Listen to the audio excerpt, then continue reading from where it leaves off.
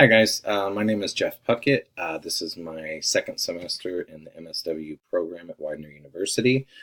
Um, I'm really excited to finish this program and be on with my academic career. When it comes to the questions that were asked, what has been your experience with learning research? I got my bachelor's in sociology, so there was a lot of research classes that I had to do, as well as like statistical analysis.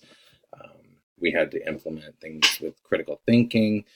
Um, but when it came to research in my professional realm, um, it has really been somewhat daunting because, as you learn being a social worker, no two cases are alike. And so even though you want to be able to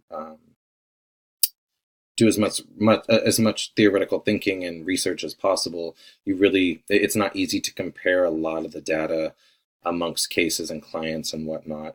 But it has proven to be positive in the fact that I am a senior services case manager and I work at the local senior center. And in that sense, because we're a nonprofit organization, we do a lot of research and whatnot to see what the needs are of the clients so that we could better reach those needs, as well as how the needs differ because we're working with an older population. And so there's many aspects that they don't have available to them, such as social media, um, internet, things like that. So with that research that we do, we're able to find programs and tactics to better reach our population as well as adhere to the needs that they have. Um, when it comes to the question, what would make learning research fun for you? I don't have an honest answer for that one. Research is not always that much fun unless I'm trying to encapsulate a new idea and help promote it and get it to grow and flourish. So it's only fun when there's this positive outcome at the end that pertains to something important to me. Um, After viewing the syllabus, what excites you about the course?